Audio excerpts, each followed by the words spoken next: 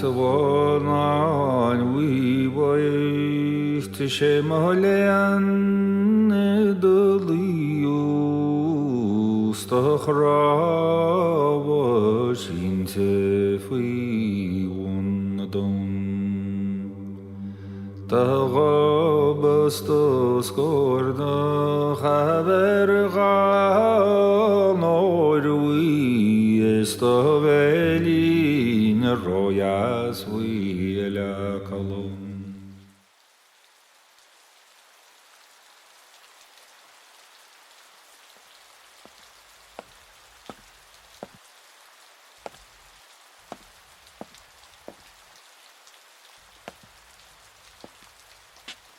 My name is John MacDonagh, Jack to my friends. My brother Tom is a charmer, relaxed, easy with people, but smart too and busy as hell. It's hard to keep up with him. I stopped by the Clarence on Good Friday and the fellow at the desk said, "You're welcome back, sir." I was puzzled, but when I went to sign the book, I saw Tom had stayed there the night before, so I signed his name again. I don't know who paid, but your breakfast was the finest. Last night, Easter Saturday, we stayed in Meldon's, the tailors in Gardner Street. They stayed up chatting with me until Tom came in late. Then I kept guard while he slept. We found out today that Donald McNeil has called the whole thing off by putting an ad in the paper. There's been meetings throughout the day. The leaders are staying away from their homes for safety. So we've been all over the city. He's in with McNeil, trying to bring him round. That's him now. That fella'd vex a saint. I told him the women are laughing at us. Fun go fallers, they call us in the coming on. I can see where he's coming from. Casement has been arrested and the gun's lost. There's no point in fighting if we don't have a decent chance. We'll never have a better chance. Where are you going? I have to drop home. I'll only be a minute.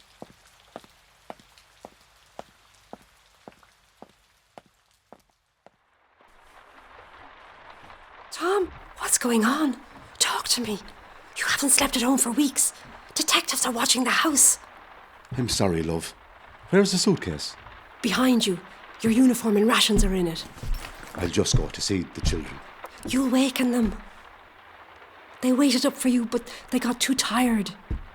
I have a taxi outside. Kiss the doors for me. Tom? Look, I may or may not see you tomorrow. If possible, I will come in the morning.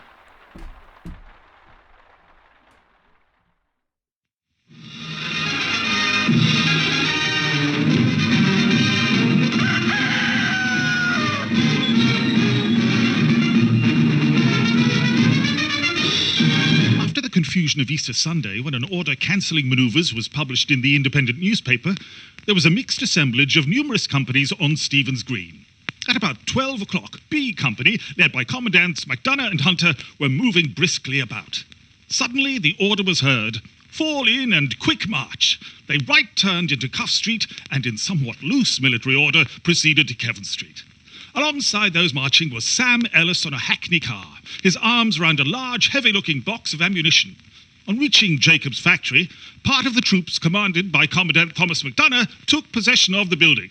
One tall volunteer, not quite seasoned to arms, hearing a false alarm that the British were approaching, let his Hoth rifle fall to the ground.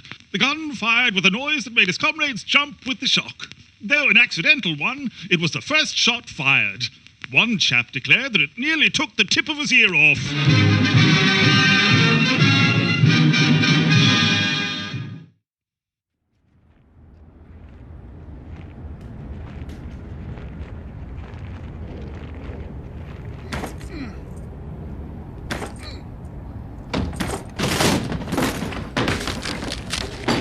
Wait till the fuse later, see it! You're double quick. You coward! Go home and leave us alone. The women is right.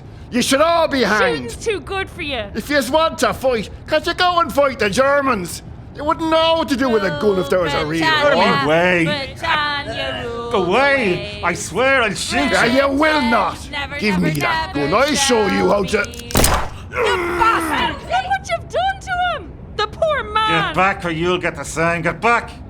Go home or you'll get worse. If my Paddy was back from the war, you'd be off with your tail between your legs.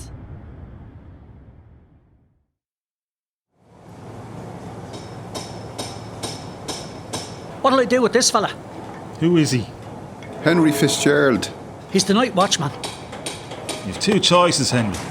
Allow yourself to be sworn in as a member of the Irish Volunteers and give us a hand, or consider yourself a prisoner. I never volunteered for anything. All I want is to go home to me wife. Take his keys from him and lock him up for now. Ah, Jesus, lads.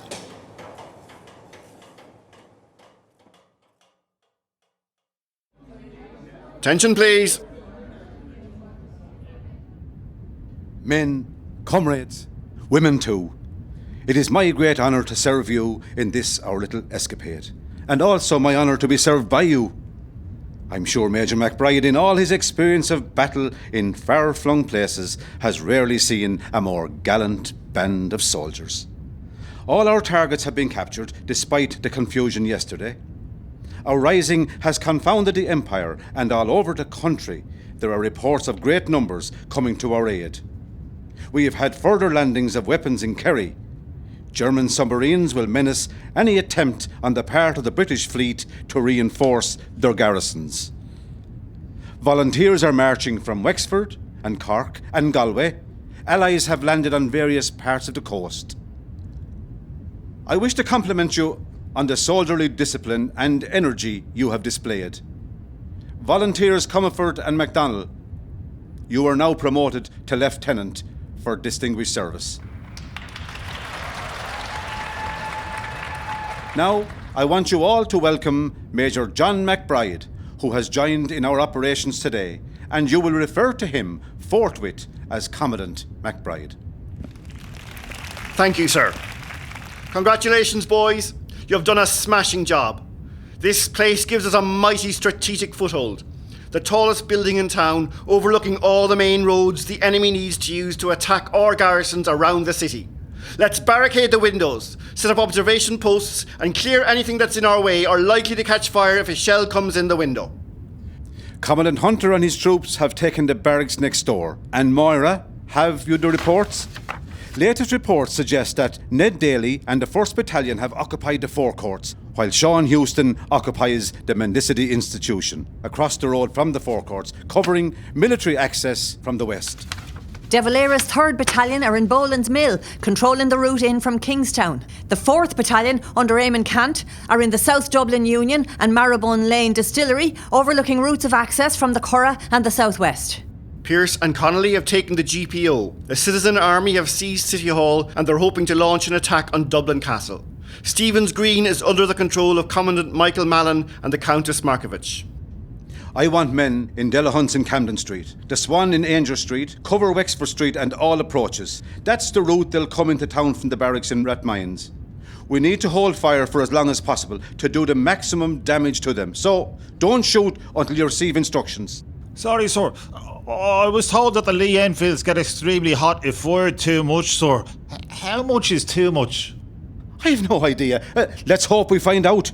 Right. Those of you who aren't heading out, get organising billets and keep watch on a 4-hour rotation. To your positions!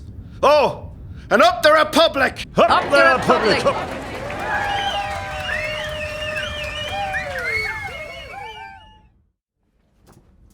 I never thought much of MacDonagh. As a military man, I mean. He's a teacher, so he knows how to give orders, but I thought he'd be too soft for this lark. Oh, you're wrong there. He's very particular. Discipline, punctuality, sobriety. He said when we mobilised, at a certain place at a certain time, we should appear as if we'd come out of the ground. If anyone was watching a minute before the time, there should be nothing unusual to be seen. He'd select men to serve as engineers, tradesmen or whatever, and they were organised in works groups and given lectures and training in military engineering. Oh, he's not slow, that fella. It's too early to sleep. I'd more order a cup of tea. I'm sweating and I've got flour everywhere. Up my nose, under my oxters, in the crack of me. Enough. We're all the same. I'm worn out, but I'm too wound up to rest. Something uncomfortably threatening about that big chimney shaft. Yeah, I know what you mean. Suppose a shell struck it and the damn thing crashed. I had a bad experience a couple of years ago. I asked a fella to learn me Irish. He was a painter like myself, but he was from Tory Island.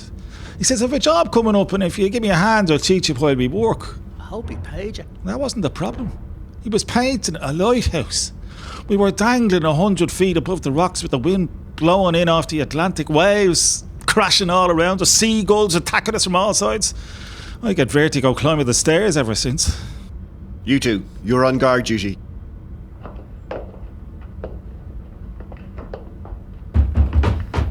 Will you let me in?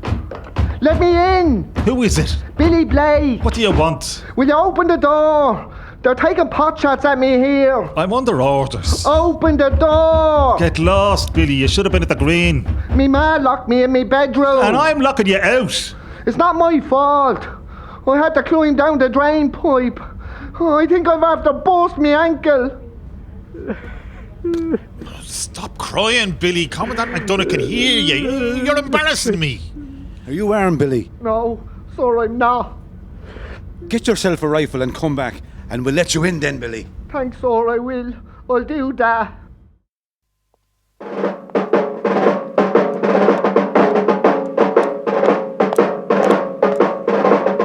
What the hell is going on? It's a rebellion, sir. What makes you think that? They've been organising for months, sir.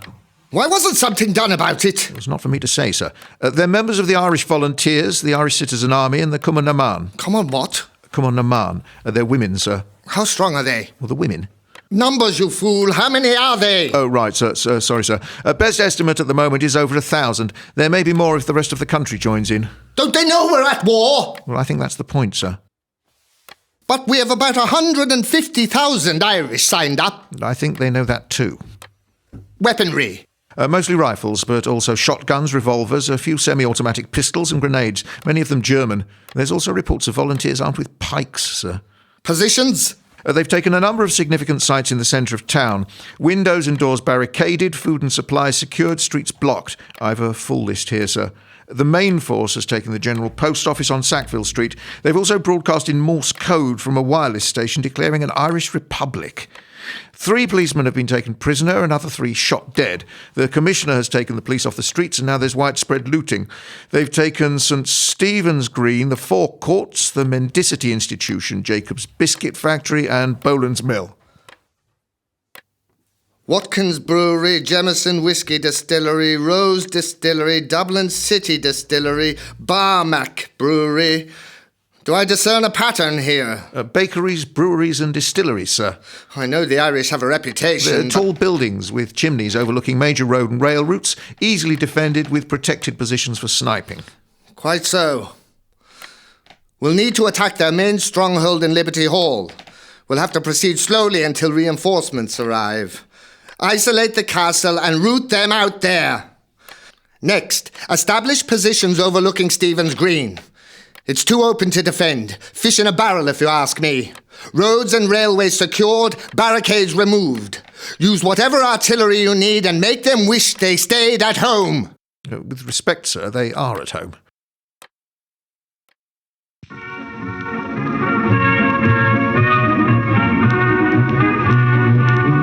On Easter Monday afternoon, I learned from a bread van driver that fighting was taking place in Dublin between the volunteers and the British military. I got on my bicycle and proceeded to Dublin to get instructions.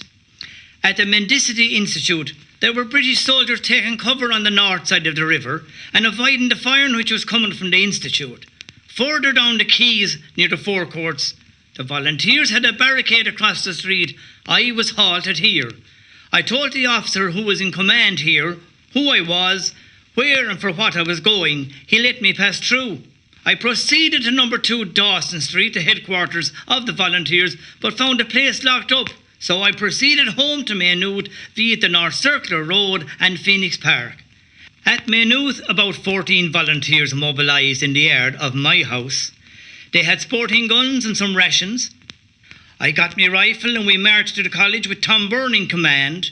2 RIC men and a sergeant followed, but Volunteer O'Kelly covered them with a revolver and told them if they came any further, he'd let them have the contents. They proceeded back to the barracks. We went to the college and asked the president for his blessing. He said he did not approve of what we were doing. He did give us his blessing, however. From the college, we headed to the canal and on for Dublin. We had sandwiches to eat before leaving Maynooth and another en route. Sometimes we travelled on the railway other times through the fields, until we arrived at Glasnevin at about 2 or 3 a.m. on Easter Tuesday morning. We crossed the Tolka River, which is about 2 feet deep, and entered the cemetery and rested there.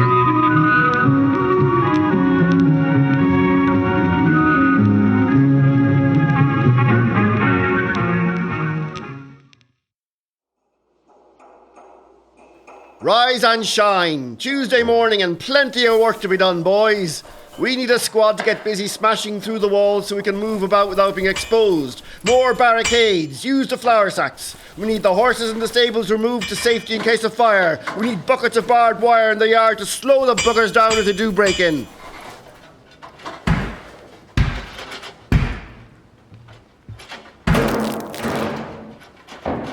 Jesus, Paddy. You're some man to swing a sledge. Lads, you wouldn't believe what I've just seen downstairs. What are you talking about? Young Byrne has 2 members of the Dublin Metropolitan Police washing potatoes. And him sitting with his feet up and his rifle cocked and pointing it at him. That's the job for them. Yeah. Who better to bash spuds than the peelers?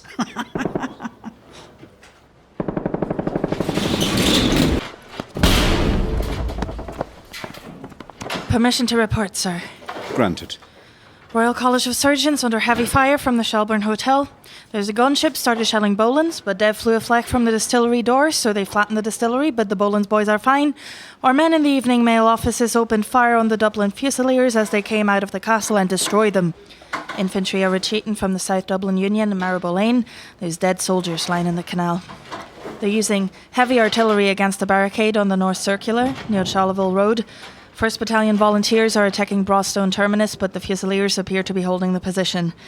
And bad news, you're still selling the Daily Mail in Blackrock. So? It means Kingston is still open to ships.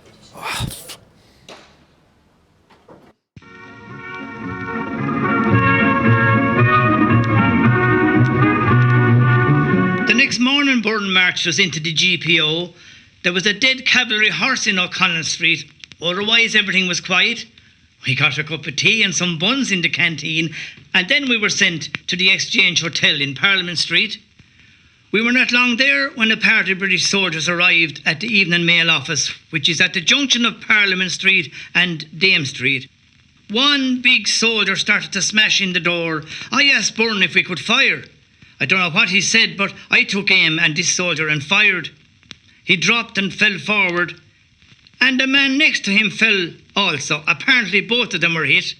Immediately the rest of our boys opened up on them, and in a few seconds at least a dozen soldiers were lying in the street. An amazing thing was that a priest appeared on the scene almost immediately and attended to the soldiers who were wounded or dead.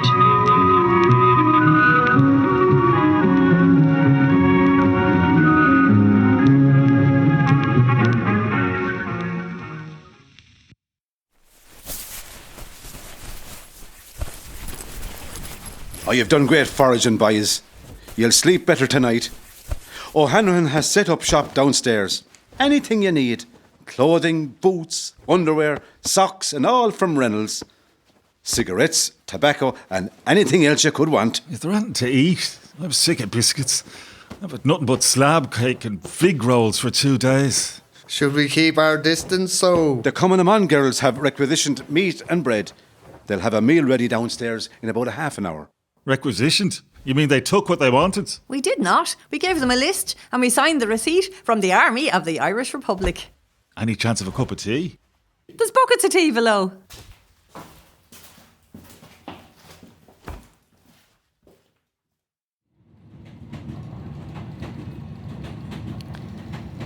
My name is Eiley O'Hanrahan. Coming back from Wexford, I saw police at Enniscorthy station. So I stayed on board and went on to Dublin. Outside Rathdrum, the train was stopped. A man on the train said, "Don't you know the rebels are out in Dublin?"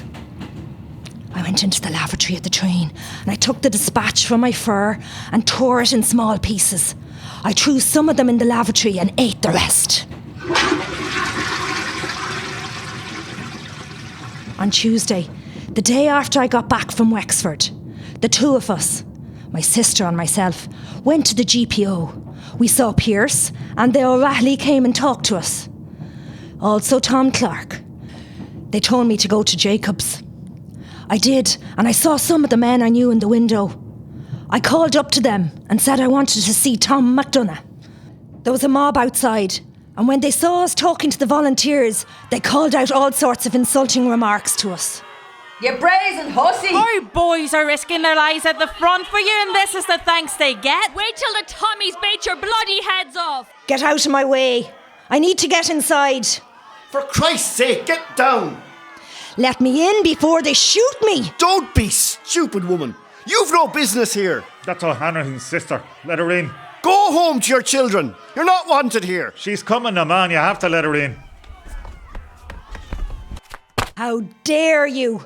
I have important business with Commandant MacDonagh. Eiley. I got your message to the men in Wexford, but Enniscorthy wasn't safe. Excellent, Eiley. Now, listen, don't let Commandant MacBride upset you. He's a bit old-fashioned. What can I do? I was in the GPO and they told me to come up here. Eileen, go home. Someone needs to mind the weapons. You expect me to sit in Connacht Street and do nothing? The weapons need to be distributed and we can't do it. Why does it have to be me? We need you to go to the GPO. Tell Pierce we want hand grenades. You can go out by Peter Street. No one will see you. I don't want to go, Michael. I'm not a child or an errand boy. I'm sorry. I shouldn't have shouted at you. No, you shouldn't have. And as for Major MacBride... If he knew you like I do, he wouldn't have taken on at you. I'll try and come back, but it's wild out there. Don't worry, Eiley. You'll see Michael again. Are you sure, Tom? I don't know if any of us will see each other again.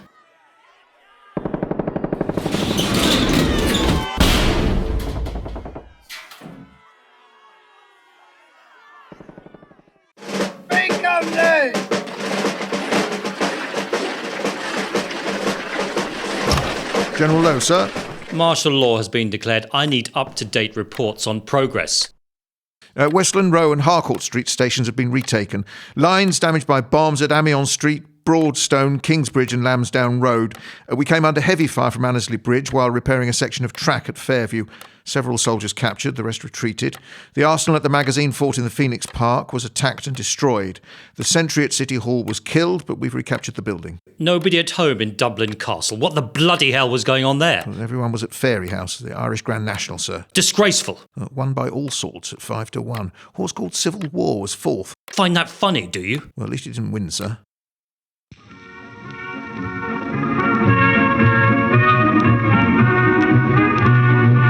That evening, Tuesday, we were detailed to proceed to the turret of Arnott's in Henry Street to keep enemy sniping from Westmoreland Street under control.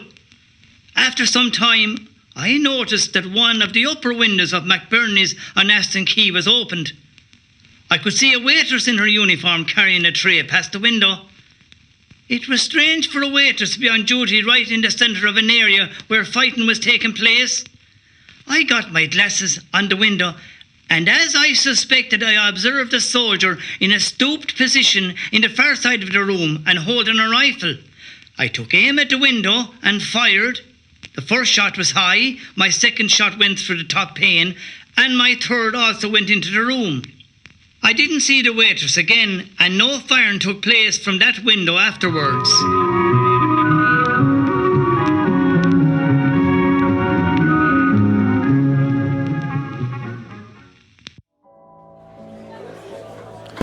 You're wasting our time here. Nothing's happening. We'd be better off helping out elsewhere, the GPO or the Green. Are you mad? We're here to stop them bringing troops in from Rathmines. They can't get at us. But we can shoot all the way to Sackville Street, the Green and Portobello from the roof. So we're helping. We're just not taking stupid risks. You're some soldier. The man who volunteered not to die for Ireland.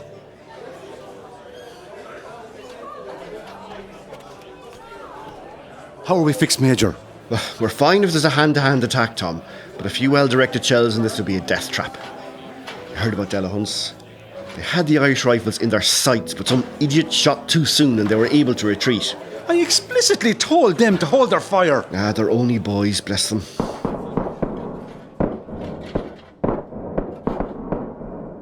Is that ours? College of Surgeons.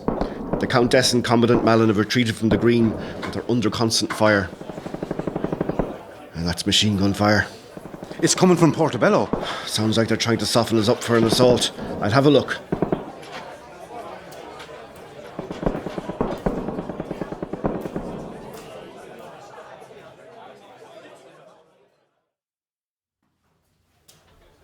You look like you lost a shilling and found sixpence. There's a priest downstairs hearing confessions. Get a load off your mind, did you? I hadn't been for a while. I haven't been in months. I should drop down. I haven't been since Christmas. Can you beat that? About 3 years, I'd say. No wonder you were gone so long. And this is your penance?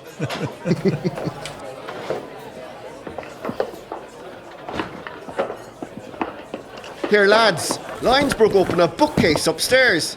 How do you fancy the Battle of Pharsalia by the Greek poet Lucan? Is that the Lucan out beyond Chapel Lizard? Aegis. Caesar fought the Battle of Pharsalia against Pompey in the Roman Civil War. And speaking of Caesar, how about Julius Caesar by William Shakespeare? Here, Carney, you're the actor. Fancy a bang off this? Ha! Good man yourself! Good man! Good man, Carney. Get on there. Woo! Friends, Romans, countrymen, lend me your ears. I come to bury Caesar, not to praise him. The evil that men do lives after them. The good is often interred with their bones. So let it be with Caesar. The noble Brutus hath told you Caesar was ambitious. If it were so, it was a grievous fault, and grievously hath Caesar answered it. Here, under leave of Brutus and the rest, for Brutus is an honourable man, so are they all honourable men, come I to speak in Caesar's funeral. He was my friend, faithful and just to me, but Brutus says he was ambitious, and Brutus is an honourable man. He hath brought many captives to Rome, whose ransoms did the general coffers fill. Did this in Caesar seem ambitious? When that the poor have cried, Caesar hath wept. Ambition should be made a sterner stuff. Yet Brutus says he was ambitious, and Brutus is an honourable man. You all did see that on the Lupercal I thrice presented him a kingly crown, which he did thrice refuse. Was this ambition? Yet Brutus says he was ambitious, and sure he is an honourable man. I speak not to disprove what Brutus spoke, but here I am to speak what I do know. You all did love him once, not without cause. What cause withholds you then to mourn for him?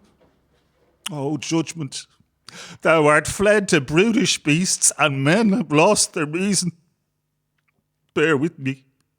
My heart is in the coffin there with Caesar, and I must pause till it come back to me.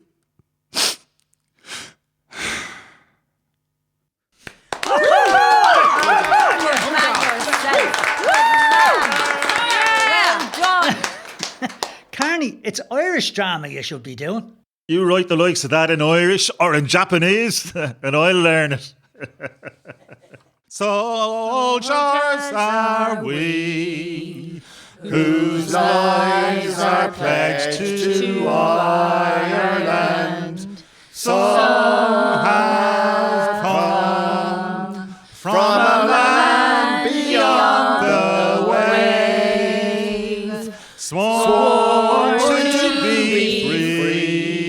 free. No more our ancient Ireland shall shelter the despot or the slave. Tonight we man the barn of well, in Erin's cost come woe or will, mid cannons roar and rifles peal. We'll chant a soldier's song.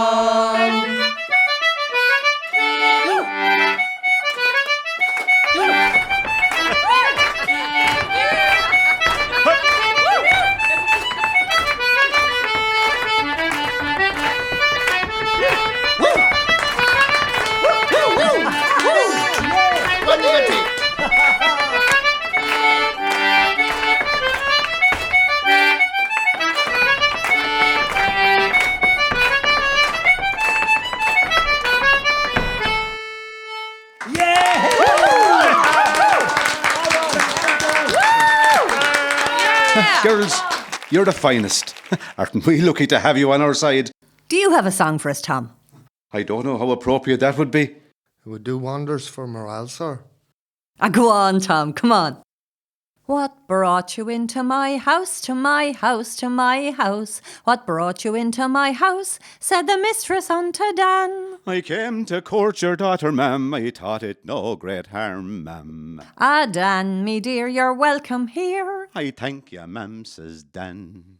How come you to know me daughter, me daughter, me daughter? How come you to know me daughter? Says the mistress unto Dan. Going to the well for water, ma'am, to raise the can. I taught her, ma'am. Ah, Dan, 'tis you're the handy man.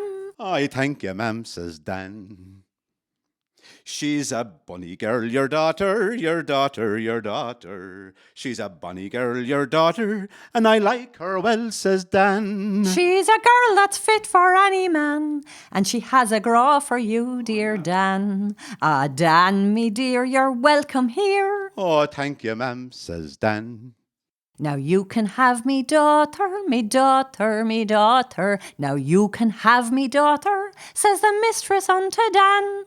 But when you take me daughter, Dan, you'll take me also, won't you, Dan? Ah, Dan, me dear, you're welcome here. Oh, thank you, ma'am, says Dan. Now this couple they got married, got married, got married. This couple they got married, Miss Elizabeth and Dan. And now he feeds her mother and her father and her brother and... Oh, Dan, 'tis you're the lucky man. Alright, get the hell out of there, says Dan. Woo! Well done, well done, well done.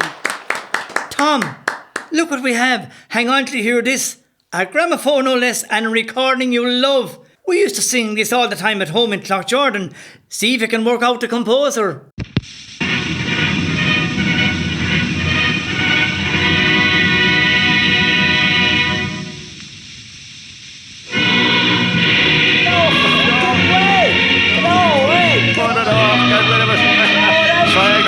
Turn it off, you blackguard. Jesus, John, you'll be the first traitor hanged in the Newry public.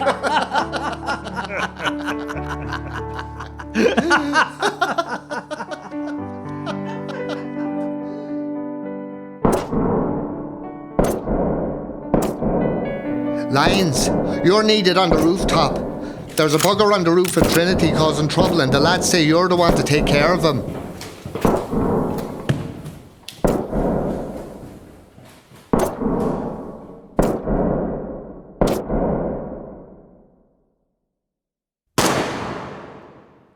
Got him in one. Oh, come on. Fair play to you, boy. Brilliant.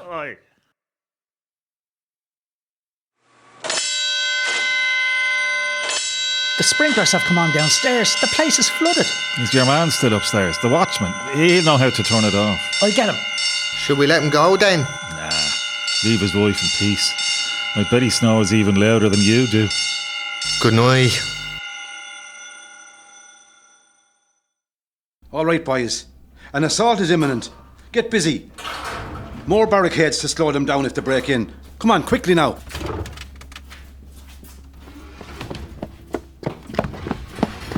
Here, take these upstairs to the first aid post. Got them from O'Sullivan's and Rathmines. There's dressings and bandages and iodine and a load of other stuff. Captain Weaver has been killed in Reese's in O'Connell Street. Pater Mackin was shot at Boland's Mills. The GPO is on fire and the flag of the Republic has gone up in flames. Are you all right, Teresa? No bother. Did you have any trouble? Oh no, they let me through wherever I went. Yeah, the nurse shot and the South Dublin Union. They're holding out well.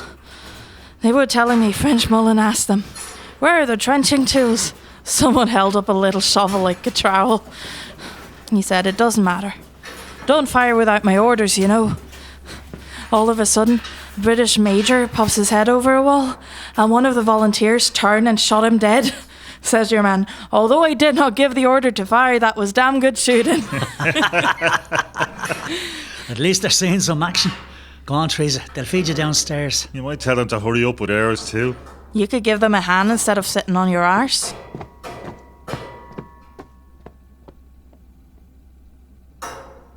We should have a flag.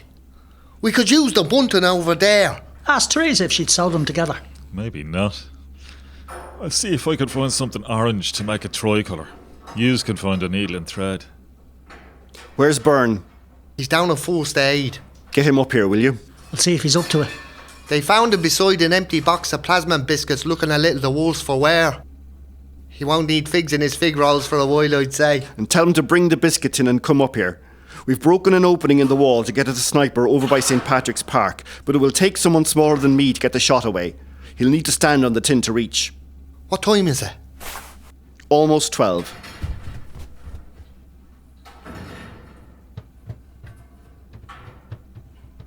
Right, son, follow me.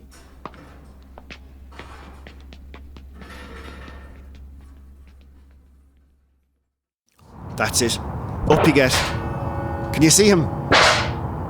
The angel of the Lord declared unto Mary. What are you doing? The Angelus, sir. You should be kneeling down, sir. Jesus! Byrne, are you alright? Me ma was right to tell me I should always say me prayers. If I hadn't have kneeled down, he'd have blowed me head off.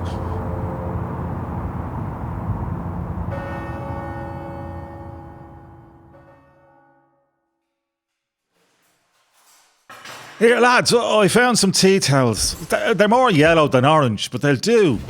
I got you the scissors as well. It's a shame there isn't another needle, or I'd help you stitch it. I've got several here, Pater. A stitch in time. I knew you'd have one. Here, anyone any good at threading a needle? Boys, De Valera's men are very hard pressed at Weston Road Station. Take a bicycle from the heap outside and see if you can reinforce him. Reardon, you can lead. Take 20 men. Yes, sir. Do you want to wait till they've had a cup of tea? The kettle's on. Might be the last one they'll get. Oh, for a while, I mean. Go on ahead. I'll have one myself. Travel light, boys. Just whatever ammo you need. If you go by Whitefair Street, you should be safe. It's a grand day for it.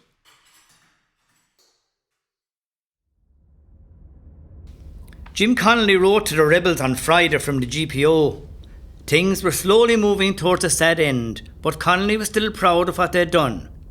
Here, I'll read some of it for you. It was very long, but Friday, the 28th of April, 1916, Headquarters, Dublin Command. Soldiers, the manhood of Ireland, inspired by our splendid action, are gathering to offer up their lives in the same holy cause. For the first time in 700 years, the flag of a free Ireland floats triumphantly in Dublin City. The British Army, whose exploits we are forever having dinned into our ears, are afraid to advance to the attack. The slaughter they suffered in the first few days has totally unnerved them, and they dare not attempt again an attack on our positions. Commandant MacDonagh is established in an impregnable position, reaching from the walls of Dublin Castle to Redmond's Hill and from Bishop Street to Stephen's Green. Commandant Mallon holds the College of Surgeons and dominates the whole green and all its entrances and exits. Commandant De Valera stretches in position from the gasworks to Westland Row, holding Boland's Bakery, Boland's Mills, the railway works and dominating Merrion Square. Commandant Kent holds the South Dublin Union and Guinness's buildings and controls James's Street and district. On 2 occasions, the enemy effected a lodgment but were driven out with great loss. Dundalk has sent men to march upon Dublin. In Galway, Captain Mellows, fresh from his escape from an English prison, is in the fields with his men. Wexford and Wicklow are strong, and Cork and Kerry. Our allies in Germany and kinsmen in America are straining every nerve to hasten matters on our behalf. I was wounded twice yesterday, but have got my bid into the firing line. Courage, boys, we are winning. And in the hour of our victory, let us not forget the splendid women who have everywhere stood by us and cheered us on. Never had man or woman a grander cause. Never was a cause more grandly served. James Connolly, Commandant General, Dublin Division.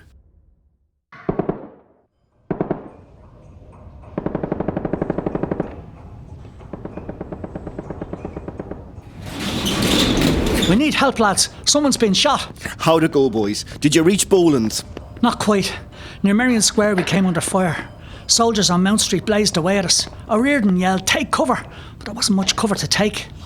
I got behind a tram box in the middle of the road. Others got to railings and doorways. We weren't going to reach Westland Road without being surrounded. O'Riordan gave the order to fall back. We all got on our bikes and sped back through Leeson Street to Stephen's Green without a single shot. As we came to the end of Harcourt Street, machine gun and rifle fire came at us from the top of Grafton Street and the Shelbourne.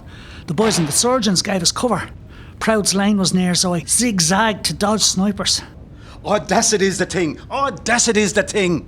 How's O'Grady? I'm sure he's going to be fine. Go downstairs and Moira will get you a feed. You deserve it. Thanks, sir.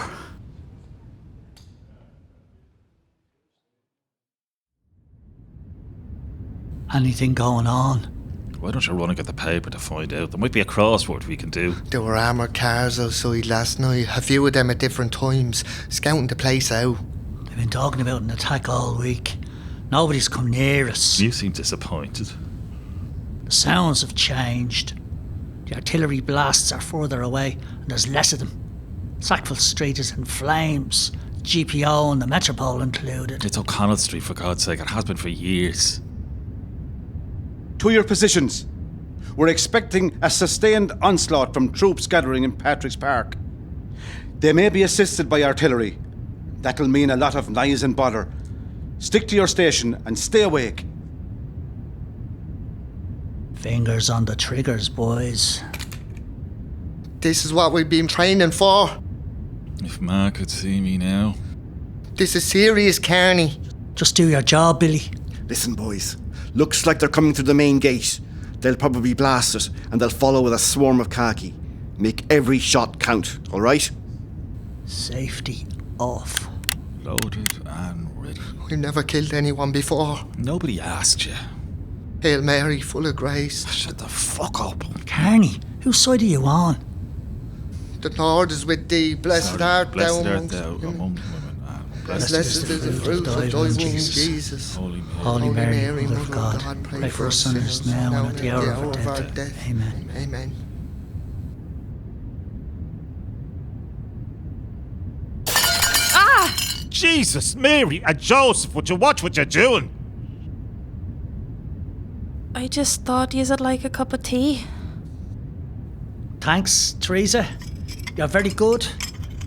We're busy just now. Here, let me give you a hand. Sorry about that, Teresa. Sorry, lads. False alarm. Stand down. I don't know whether to be relieved or disappointed.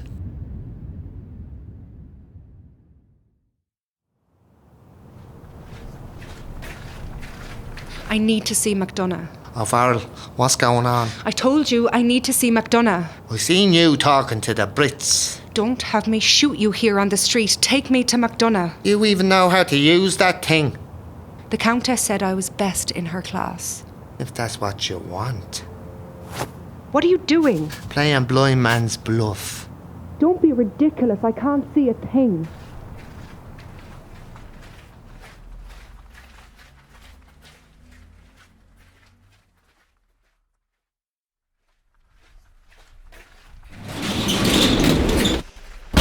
Elizabeth, you have news. Tom, get this thing off me. I've a message from Commandant Pierce. They've taken him prisoner. The GPO has surrendered. They want you to give up or they'll blow the place to pieces. Let them do what they like. We won't surrender. Show me the letter. In order to prevent the further slaughter of Dublin citizens, and in the hope of saving our followers, now surrounded and hopelessly outnumbered, the members of the provisional government present at headquarters have agreed to an unconditional surrender, and the commandants of the various districts in the city and country will order their commands to lay down arms. P.H. Pierce. How can that letter be valid? Was Pierce a prisoner when he signed this? I can vouch for it. I went with him to meet with Lowe and he surrendered. I need to consider. You have to fight on. You can't give up now. We're in a strong position here. Until they turn the gunship on us. They don't have the range. Not yet, anyway. We can hold out until we get support. There isn't any. Nobody came to help at all. MacNeill's order ruined everything. There was some trouble in Cork and out beyond Finglas, but most of the city is quiet now. I thought if we could hold them till Germany settled. We could be at negotiations. There's a priest outside trying to get in. Tell him to come back later. It's Father Aloysius, the Capuchin, from the Father Matthew fish. We're busy. Tell him to come back later.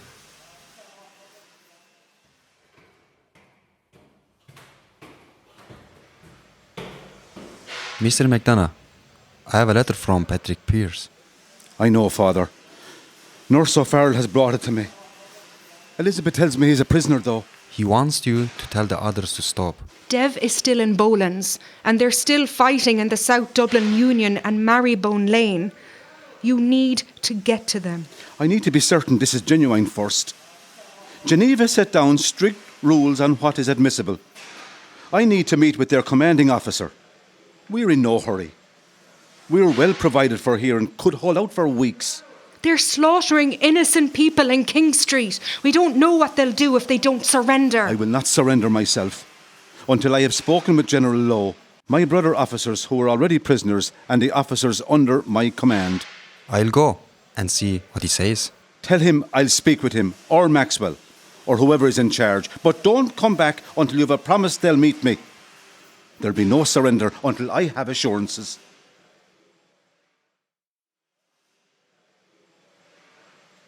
McBride, you and I need to talk. We need to fight. How long can we hold out for? It'll take them at least a week to get at us. Not if they bring the big guns on you. They're well used to this type of warfare. They'd stay out of reach and blast you to the ground. Rubbish, woman! They'd have to flatten half the city to reach us. They've already done that. The GPO is destroyed. So is Liberty Hall. O'Connell Street is destroyed. They haven't laid a finger on us here yet. And you won't stand a chance when they do. What are you trying to achieve? Everyone else is beaten, gone. You made your point.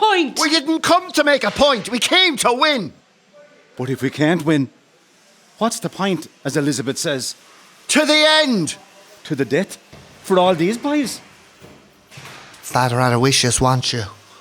He says Lowe will talk. Right. I'll go so.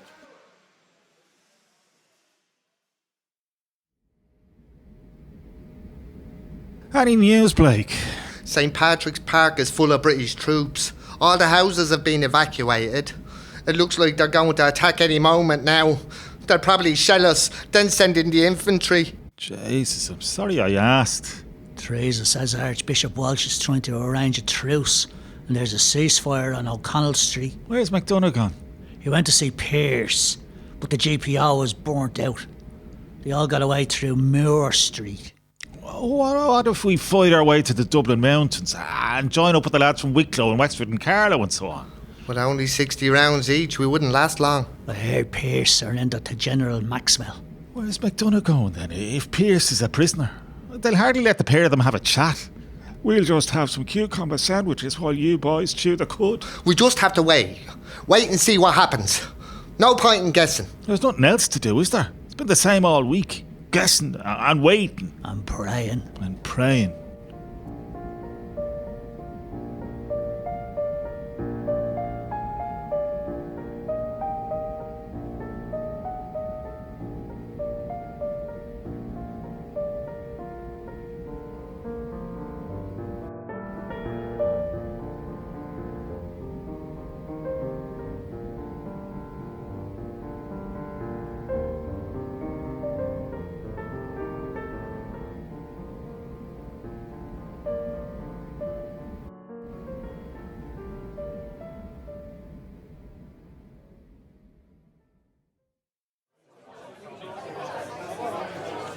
Lads, I have been talking with Commandant General Pearse and other officers. Considering all the circumstances, he is convinced that further sacrifice of life would be futile. With the welfare of the Irish people and the army at heart, he has decided to cease hostilities. We have agreed with the commander of the British forces, General Maxwell, to surrender, on the guarantee that men of the Irish Republican Army to be treated as prisoners of war. They're lying. They've lied before. You can't trust them. No surrender. Liars, they're all liars. We have succeeded establishing the Irish Republic according to international law by holding out for a week. I have assurances from Father Aloysius that you will be treated properly as prisoners of war. They might shoot me, but they can't shoot all of us. If what might follow weighs too heavy on you or your family, now's your chance. No one will think any less of you. lay down your guns and go. No surrender! No surrender! I don't wish any person here to risk their lives any further. If you're not in uniform, take your chance and get out. Don't trust the bastard. Ladies, I suggest you take this opportunity to escape also. Anyone under 21, you'll be needed again. Off you go. I'm proud of every one of you. We have claimed our heritage. We've stood together as Irishmen and fought against the odds. While we may not have won the day, we have kept the principle of Irish freedom alive in the hearts and minds of generations to come. My children and yours will be thankful. No surrender! No way! Liberty is a priceless thing, and any of you that sees a chance, take it. I do so myself, but my liberty days are over. Good luck, boys. Take my advice and never allow yourselves to be cooped up inside the walls of a building again. Don't be No surrender! Fight it out! You heard your senior officer. If you wish to join us in surrender, make an orderly line for the door. If not, you may leave quietly to the rear or west of the building. Nobody will think the less of you for going. We had our chance. We've been defeated. Make your choice and think yourselves lucky you have one to make. Now, line up or leave.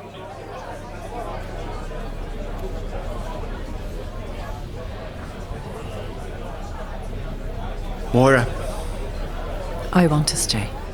you've too much left to do. Do me a favour, would you? Tell Clara we had a good week of it. I will. De Bruyne. I wish to thank you, Tom, for all you've done and for giving us the freedom to go. I made up my mind never to surrender. Oh, Dublin is in a dreadful state. You'll see when you leave. Better to stop now for the city and the people. Please God, you will get to see the fruits of what we've done. The garrison will march out carrying their arms and flags as prisoners of war. Take your time, Tom.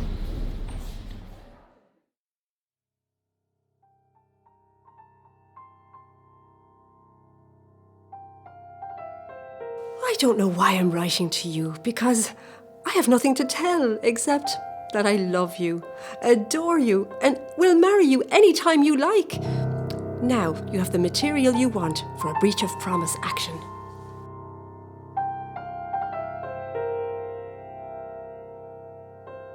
It was 20 to 12 when I came in last night. I expected a regular scolding, but I managed to pass it off all right. The others had all gone off to bed.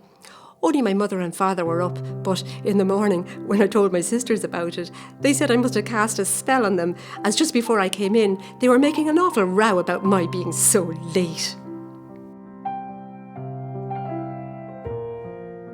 How wonderful you are to give yourself to me, to be willing to come to me and to love me. It is well that I believe in some miracles, as I would not believe in this. But I do know it, my love, and I'm sure of it, and of you. You know, I always sleep with your photograph under my pillow, so I can take it out to gaze at and kiss first thing I awake. Well, I set you up this morning, and I gave you a very serious talking to about the folly of having anything to do with me. I'm afraid, my dearest, that you will be utterly disappointed with me when you get to know me better. You should have fallen in love with somebody thoroughly different, but please don't, darling. A million kisses, darling. I love you more than anybody in the whole world. I have never been so happy in my life as yesterday and today, thinking of you and hoping for you. I suppose it's as well for us not to see each other every day.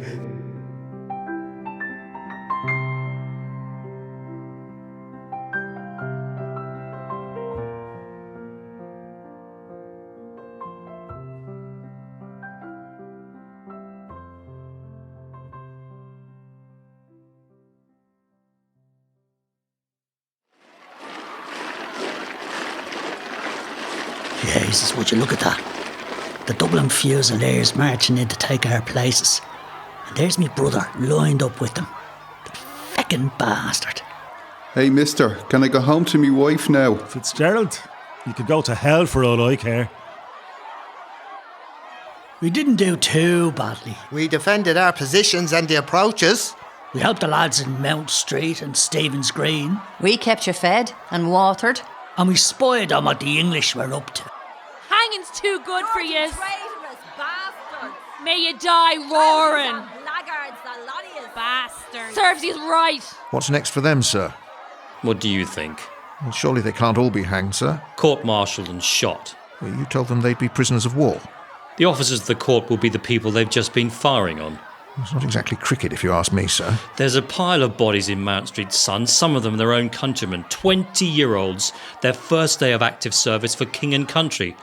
All is fair in love and war.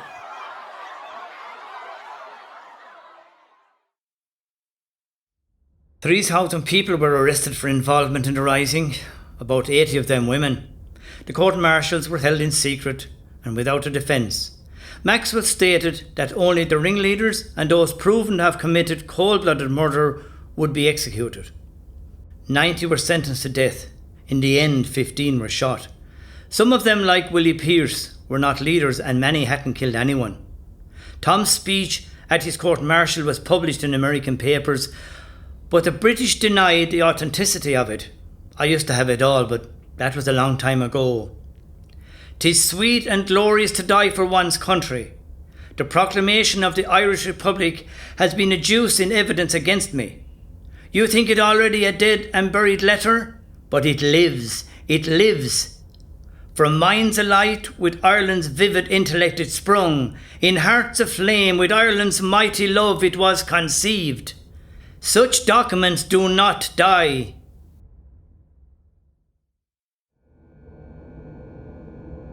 I wish to write a statement. You can write a letter. No politics. Do you have anything without a British crest on it? Do you want to write a letter or not? A friend of ours saw him in Jacobs and said that the volunteers, they were in great form. I was astonished to receive from Pearce an order to surrender unconditionally to the British General. I consulted with my second in command and decided to confirm the order. I knew that it would involve my death and the deaths of other leaders. I hoped that it would save many true men for Ireland. God grant it has done so, and God approve our deed.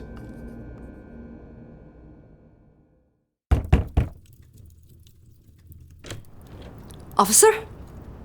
Your husband is to be executed. When? Tonight, before dawn. 3:45 a.m. Can I see him? If you can make your way to Kilmainham in time, they'll let you in. Come back! Wait! I need a pass! I need something to get past the barricades! Come back! Let me through! You have to let me through! My husband's about to be executed! Serves him bloody right. For myself, I have no regret. The one bitterness that death has for me is the separation it brings from my beloved wife Muriel and my beloved children, Donna and Barbara. My country will treat them as wards, I hope. I have devoted myself too much to national work and too little to the making of money to leave them a competence. God help them and support them, and give them a happy and prosperous life.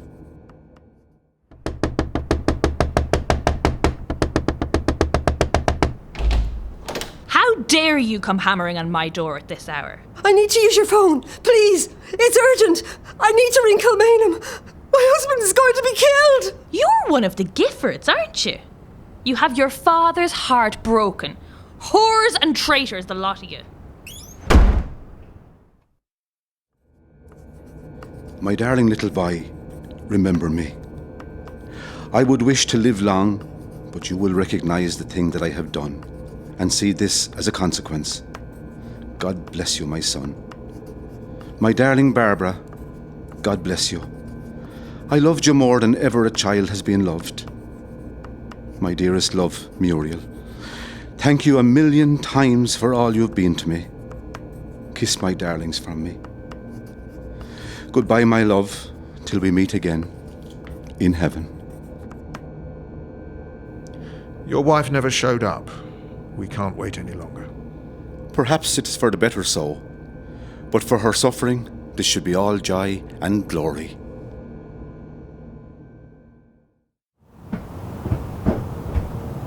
Tom, Father Aloysius. God save Ireland.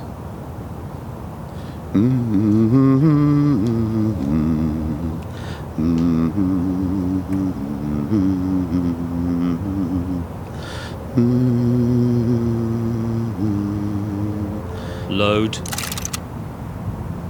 Aim. Fire.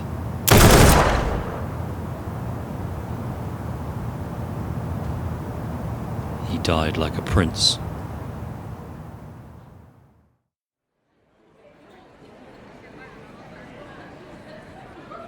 Stop press! Stop press! Freeman's Journal! Freeman's Journal! MacDonagh is dead! Killed in Kilmainham! Thomas MacDonagh is dead! You want one, missus? Tom!